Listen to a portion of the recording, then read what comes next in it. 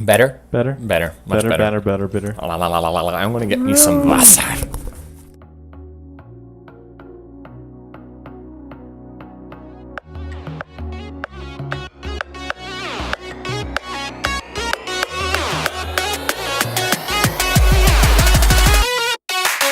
Hello, and welcome to Dry Dock Talk with the TSG. We are your hosts, Matt and Nathan. welcome to another episode. We are very excited to be with you all today, and today we're going to be trying something a little bit different. Rather than an interview, we have just a couple of discussion topics, something to get the mind working and spinning to consider the future and the present and the past of the Space Center. Space Center past, Space Center present, and the ghost of Space Center future. We're just going to start talking and start discussing some ideas. Yep, Before we works. started recording, Matt, you mentioned to me something about panels. Yeah.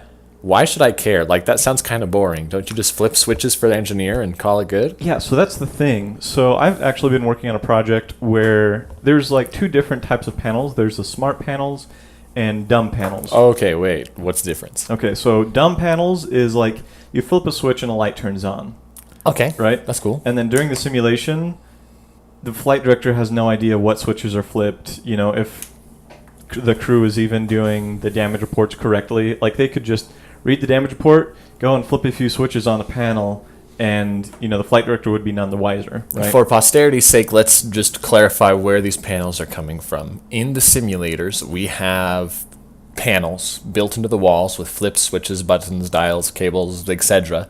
that the crew uses, as Matt mentioned, with damage reports or other various reports on their ship to supposedly make things happen. So you're saying that you call the panels that we have no way to really monitor dumb panels? Yep. And that's really how the history of the Space Center has been for the most part. There's been a few innovations like the Voyager isolinear panel. How so? In that that was like the first smart panel per se, Okay. because the smart panel actually integrated in with the controls. And there was actually some sort of like flight director feedback to what crew members were doing. So, as they used this Voyager isolinear panel, you said, we, as the flight directors, could see what the crew was doing on it. Yep. What do you mean by isolinear panel? So the isolinear panel, if you've seen Star Trek, there are times where they like pull chips out of like random places inside the ship, and they're like little glowy green or blue or red little plastic-looking things. All right. So there are varying sizes, but usually they're about 2 by 5 inches, and they're just thin, probably about an 1/8 inch thick. Okay. Sorry, tech words. No, that's what we're looking for. They're these little tiny 1/8 of an inch thick rods, or not rods, sorry, chips that you can put into things. We use acrylic plastic for those. I've been experimenting with a few other mediums, such as PCBs, printed circuit boards, and whatnot. Cool.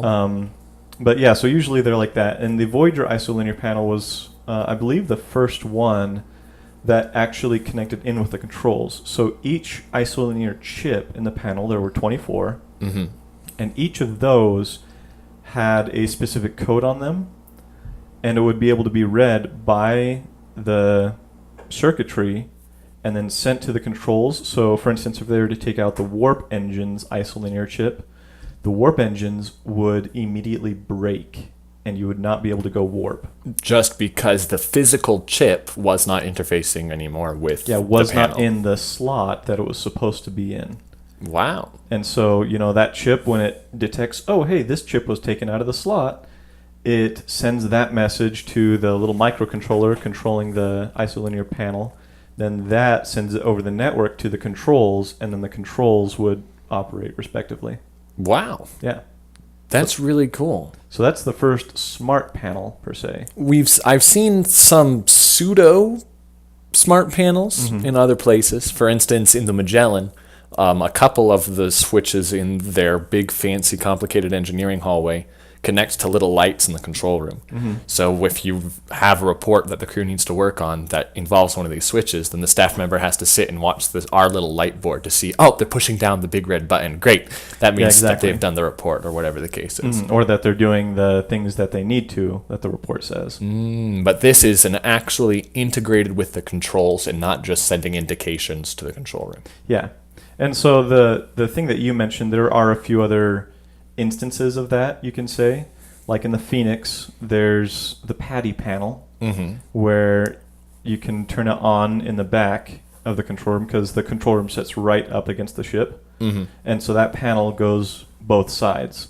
So as they flip switches on the PADI on the bridge, then the flight director can see the little lights shining in the back as well. Oh, okay. So just a direct interface with the backside of that panel. Yeah. Okay. But, going over distances or having panels in various parts of the ship, it's kind of hard to do that. Very true. Yeah. But you mentioned that in the Voyager, they had one that directly interfaced with the programming. Yes. And so here's an interesting question because this is something I've been discussing with Alex Anderson. I've been working on developing a cheap smart panel for, that's very scalable. So I use a Raspberry Pi. Raspberry Pi Zero is probably the best option there because it's only $10. What is Raspberry Pi? I just Raspberry thought Pi of is just- Thanksgiving and Yeah, I know. like, oh wow, you're putting food in our circuitry. Nice. It's a microcontroller. It's technically an all-in-one computer that can interface with actual buttons and switches that you can solder to it. So in layman's terms, I understand that as It's a computer that you can hook buttons up to and that can communicate with the network very easily. so it's your transitional piece from software to hardware. Yes. Okay.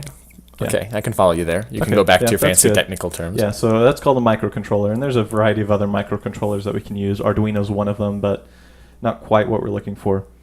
But the Raspberry Pi, as I've been working with it, developing something that's scalable so you can put on one Raspberry Pi, 100 buttons and 100 lights, which is actually quite excessive. Yeah, that'd be a lot of Yeah, it switches for the would be. poor crew to deal with.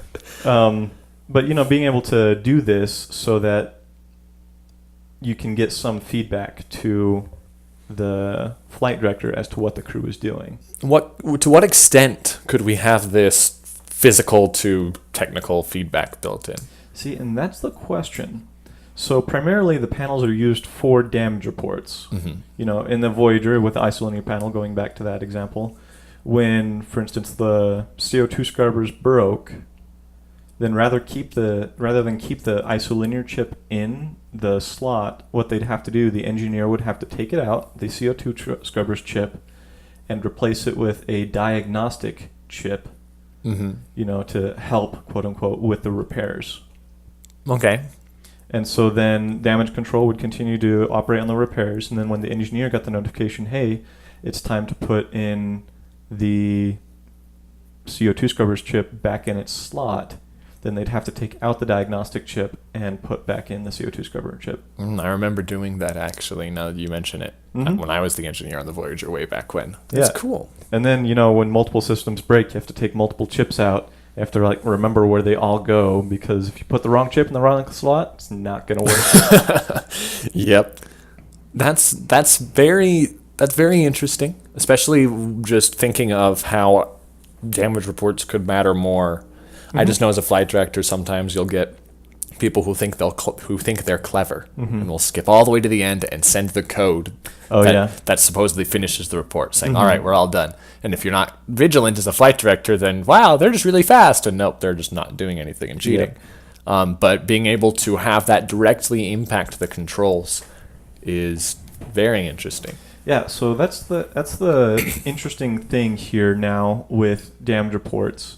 Because a lot of the times, especially with the dumb panels, when writing damage reports, you have to, write all the steps with all the switches and their labels, and you have to say, okay, go flip this switch, then go do this thing. And a lot of the times, those damage reports get repeated, mission after mission after mission. Oh, so yeah, then the absolutely. same switch gets flipped 5,000 times, then the switch right next to it never gets used. Very true. You know, until the one breaks, and then you switch or change the damage report to now use the other switch because Yeah. the other one's broken. Hmm. And so the question here with damage reports is how they should be approached. So there are two ways. There's the step-by-step, as is normal, and then there's the problem solving. So rather than having a generated report that tells them what to do, maybe they have a guide that says, okay, so this is broken. We have to figure out how to fix it.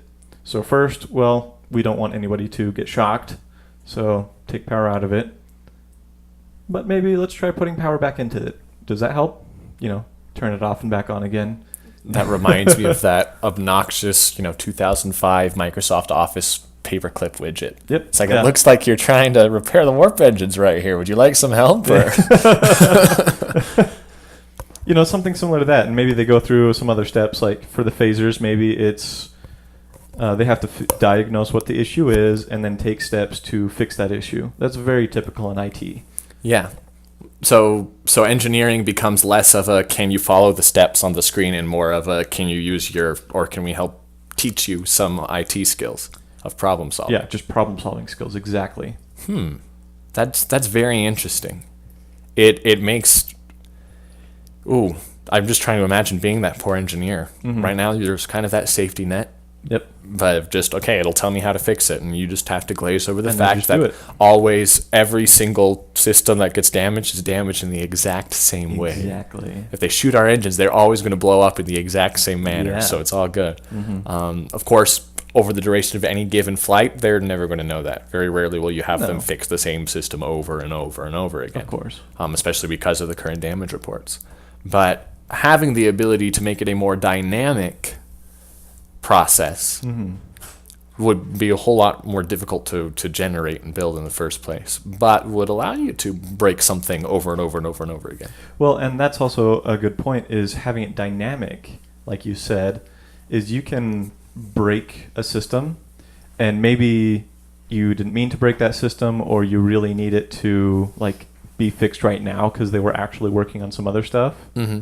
So rather than having them run a 20-step report per the norm, Mm-hmm. maybe you just shorten it to 6 steps instead. And in some of the different ships and configurations, we can do that on the fly. Mm-hmm. For instance, in the Revolution controls for the Galileo, all the time, left and right, I was hacking reports in half and just cutting off the last 10 steps or whatever the case may be. Of course. But to have that as a built-in functionality for how difficult do you want this report to be, or how much is the damage, Mhm. how extensive is the damage, Yeah. then that would provide a much greater deal of flexibility with the engineering job. Mm-hmm. And for you, as storytelling with the flight director, because rather than like pause and, oh no, we have to fix our torpedoes before they fix their torpedoes, Mm-hmm.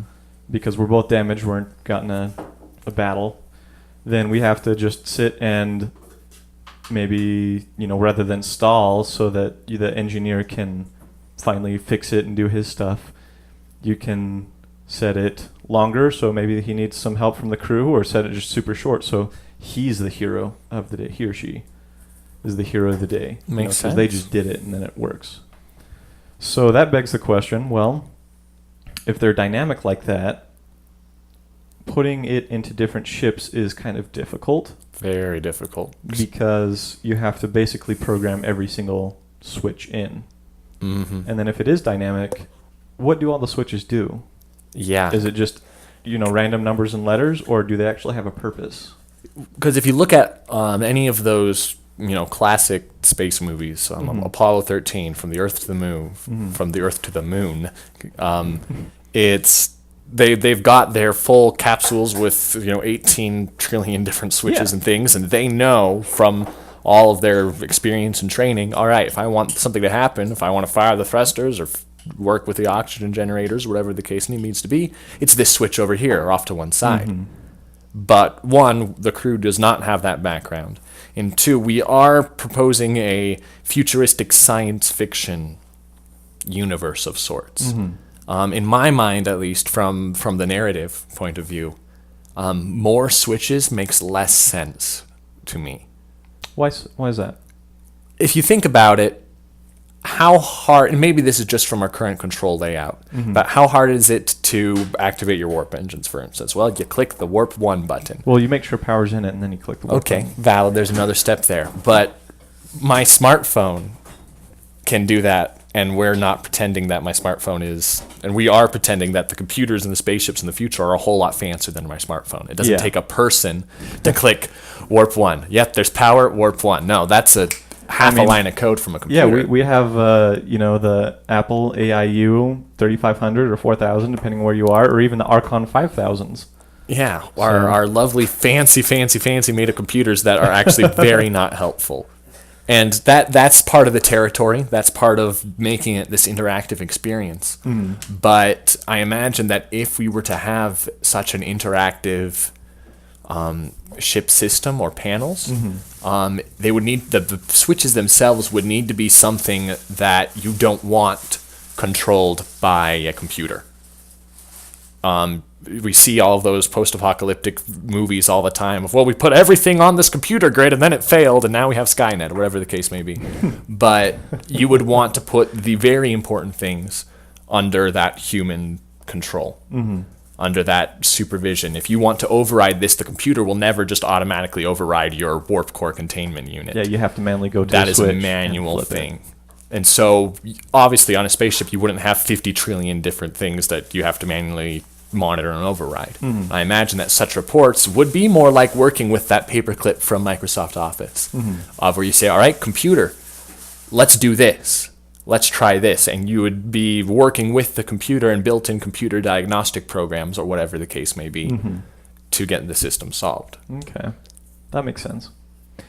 See, and I have recently came up with the opinion that there should be a one-to-one mapping with panels to controls, meaning that for every button or everything that you can do on a physical, well, virtual computer, on the controls, you should be able to do with a button, switch, dial, isolinear chip on panels. I like the concept of that. And so maybe that allows for some story points like, oh, we got hacked. Great, all of our computers are broken. But, tactical officer goes over here to that panel because Okay. engineer says, hey, Press the fire button Yeah, on the yeah. side. That would be awesome. or whatever it might be. Maybe there's like a manual communications thing, or at least I want a big throttle lever Hey. for helm. For warp for your engines or pilot or impulse? whatever. Yeah, just Yeah. like, all right, we're going. And you punch it in and then your engine kicks off and or even just like a joystick for thrusters. anything. Yeah, that would be wonderful. Mm-hmm. Implicit in that would be, I don't know, I would see it as a thematic change. If we're comparing TV shows away from Star Trek and more towards something like Firefly, where, yeah, they have computers, but there's very much this analog control of everything. Well, like you said, and this is actually an issue nowadays with what's called IoT, or the Internet of Things, as smart homes have the integrated security systems, and there's the cars with their integrated systems and everything. All of that is hackable. Yeah. All of that can be taken over rather easily. And so you Yikes. imagine, you're on inside this bubble, effectively, in space, where you cannot survive. And if your computer systems get hacked, especially your life support, Yeah, your host. then it's like, oh, great, how do I take out an enemy ship? Oh, I just hack in, kill their life support, and I'm done. That shouldn't be. And I would imagine that would never be. So you have to have some manual assistance. I can actually see that as a shift to manual controls as the hacking and computer takes over. At least from an interesting universe construction standpoint. Like, that could be a logical, well, everyone just started hacking the snot out of everyone else. So we shifted to something that you cannot hack. Yeah. Or at the very least, you isolate that system. So maybe there are still computers, Yeah. but it doesn't communicate with everything else. So There you is a have to- happy middle ground between Yeah. these things. And that would make a very thematic, I'm pronouncing that word terribly. Thematic? Thematic, thank you.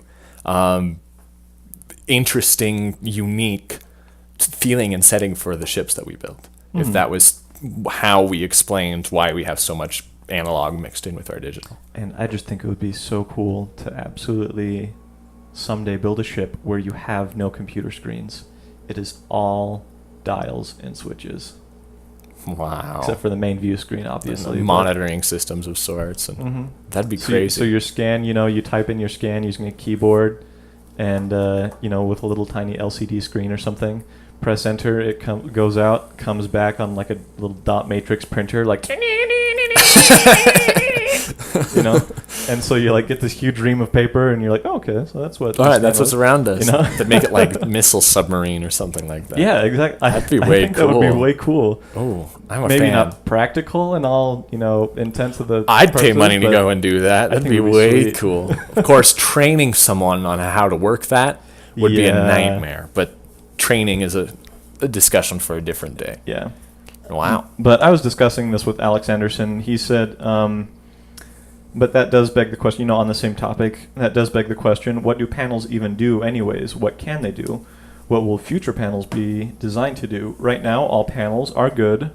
All panels are good for is adding steps to damage reports. Mm-hmm. Kind of like filler busy work. Well, adding steps to just the normal crew interactions that come through damage reports? Yeah. Okay. hmm But functionally, they don't affect the ship at all, except for in the case of like the ISO panel. Yeah, just that's with a what it few was. rare exceptions. Yeah. So he asks, will that trend, dumb panels only good for damage reports, continue? Or will panels become more integrated and connected? As far as damage reports are concerned, having them more integrated and connected is a bad thing because it means side effects and consequences of doing the damage reports. Like if this switch is connected to something your over computer station and someone flips it down, then Yeah. you've hosed everything. Mm-hmm. So, and Which- it's a little bit more difficult to control from the flight director side. You can't like go and flip that switch manually. There's some software overrides you can do, but I think Yeah. that the answer to that depends on what you're trying to do with the Space Center and with your simulator.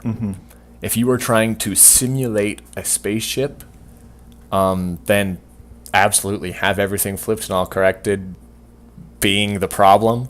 That is a perfect decision. But if you were using it as a mode of storytelling, of idea exploration, then having it all so heavily integrated would make it very difficult to do that.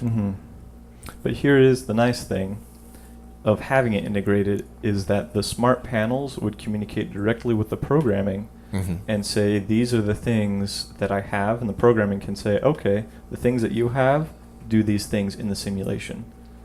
And then it automatically generates those damage reports. So literally, flight directors would never have to write another damage report.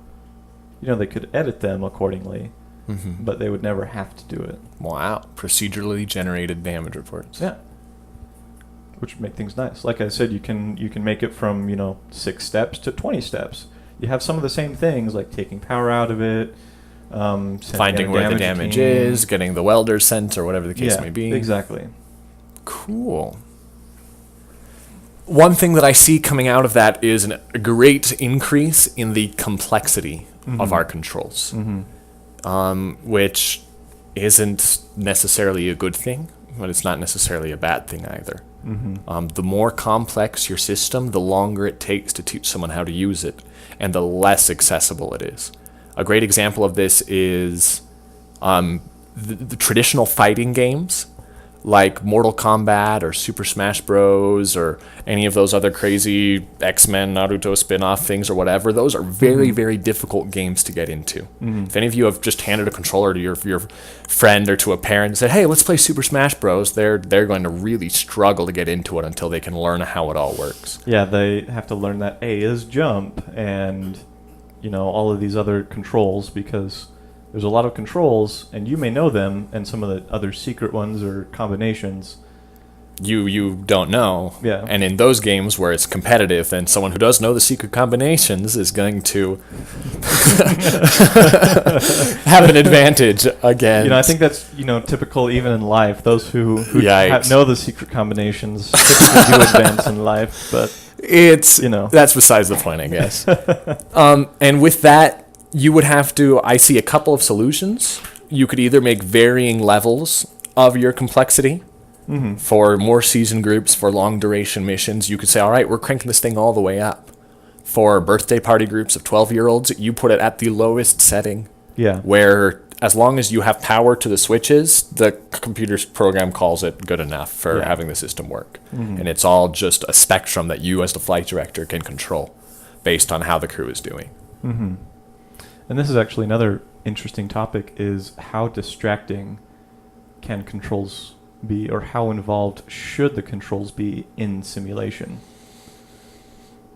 What, yikes. So should the controls be able to model the ship in data, meaning that it basically runs the warp engines, it runs all that, and it knows exactly how to control all those. So for instance, if you do get shot, depending on where the flight director selects that the ship gets shot, depends on what systems get damaged and how they get damaged.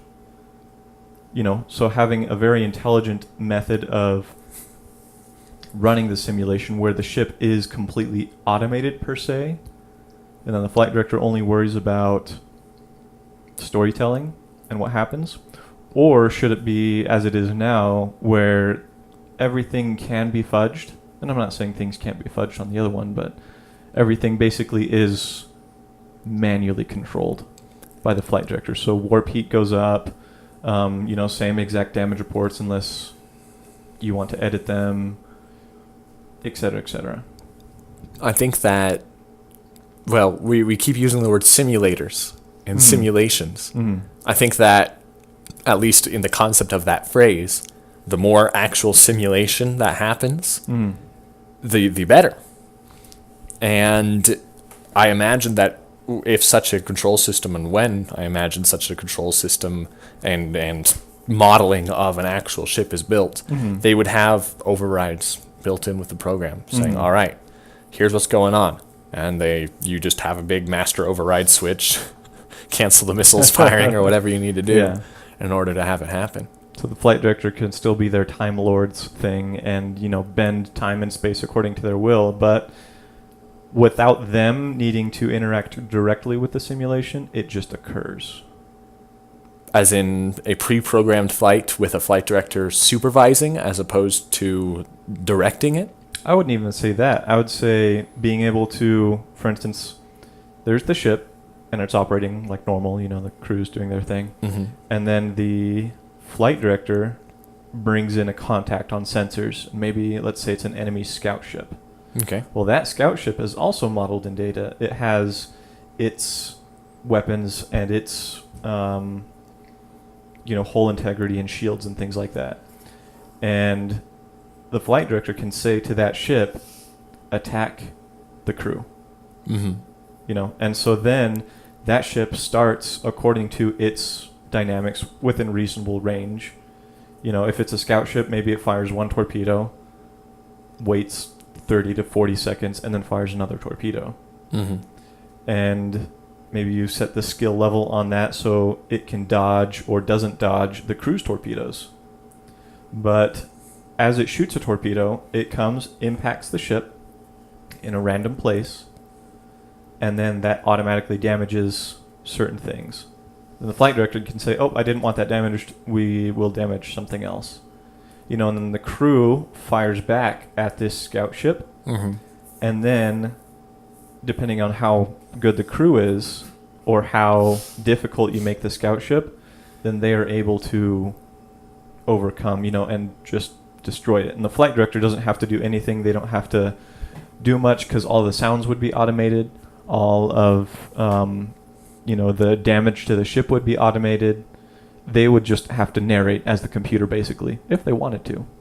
That makes flight directing a whole lot easier, Mm-hmm. a lot more accessible. Mm-hmm.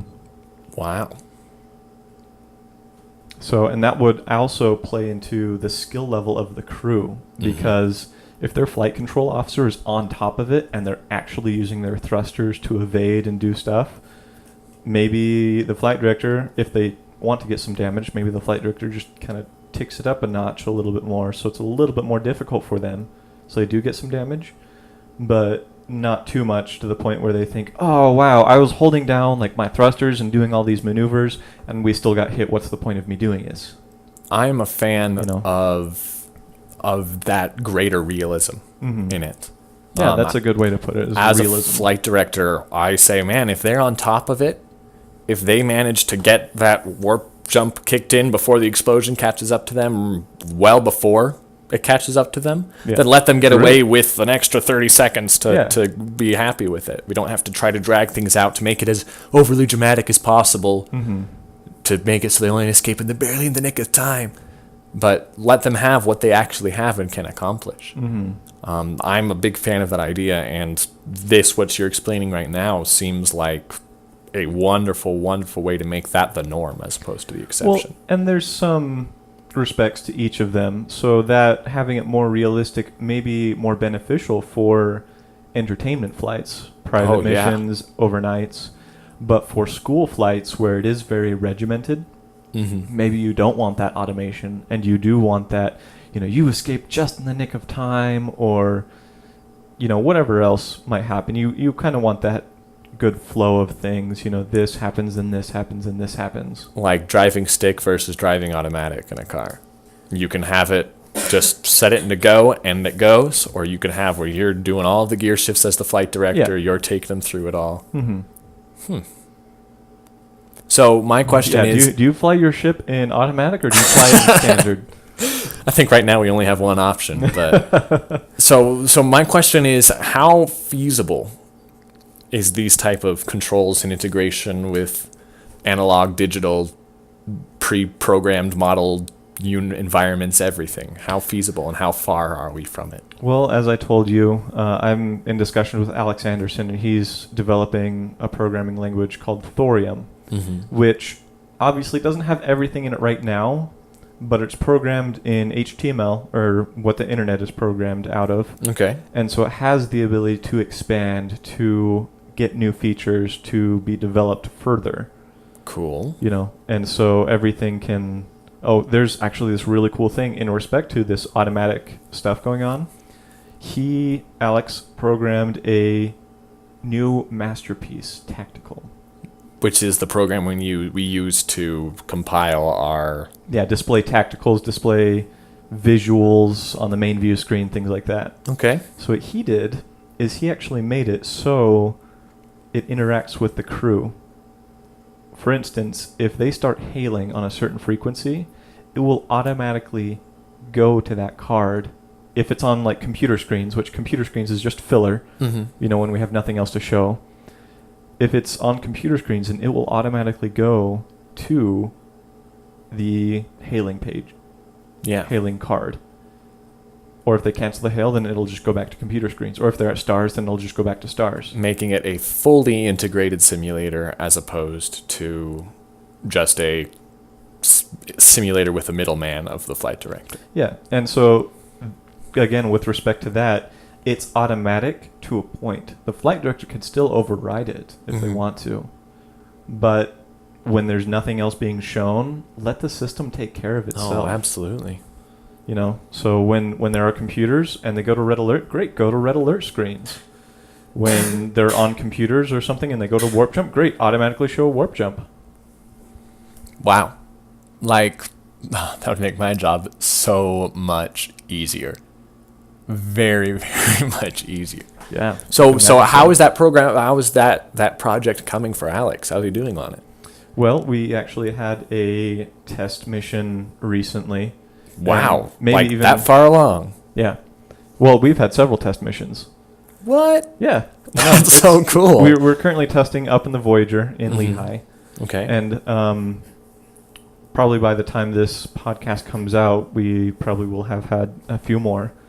That's awesome. The last mission that we had, he flight directed. I was second chair. Cool. And the controls worked.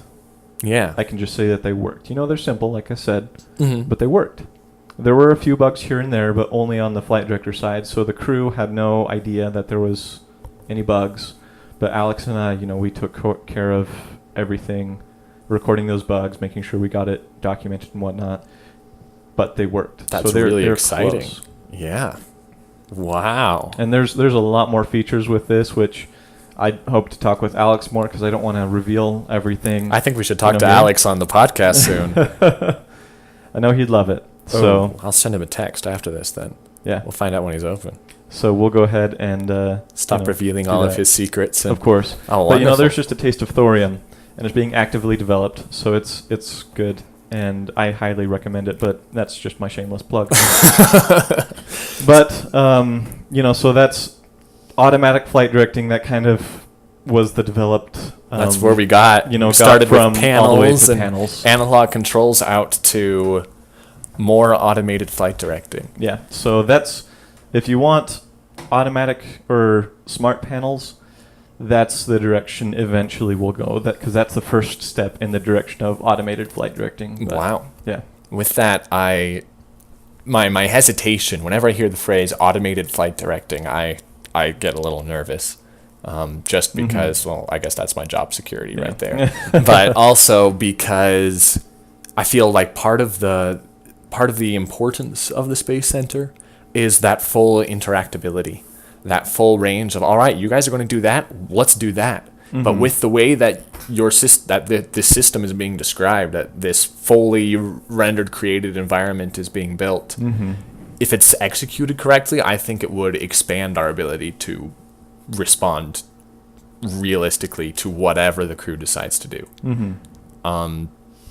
And if enough, overrides are built in if necessary, we could have an even more vibrant array of wonderful experiences that come out of these simulators. Well, see, and the idea is providing a better method for flight directors to tell story Yeah. rather than simulate a ship. And so that's at least my goal with this whole thing, is to I like that distinction. enable flight directors to tell story, which if things operate automatically and that's how the flight director wants it to operate, great. Easier for the flight director. But if the flight director wants a different story point or wants to give a different feel, then they still have that ability to override it and to let it do its thing. I just had an idea for another very long discussion, in all honesty, based off of what you just said about being able to move away from focusing on how are we going to simulate a ship and more into telling the story. I want at some point to discuss, and I say at some point because we're about out of time right now, but to discuss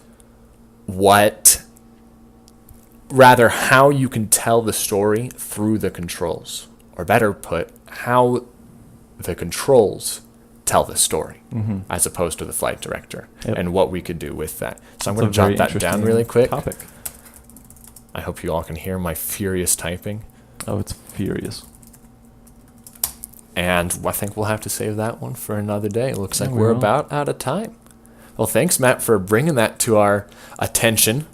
I'm glad that we were able to discuss it. For all of you you're listening welcome. in, we want your ideas. We want your feedback, your thoughts, your comments. We'll bring this up again a little bit later, maybe when we interview Alex, maybe at some other point, and we'll take your comments. We'll read them out. We may call you in for an interview, whatever the case may be. Yeah, absolutely. Email us at drydocktalk@gmail.com. Once again, that is drydocktalk@gmail.com.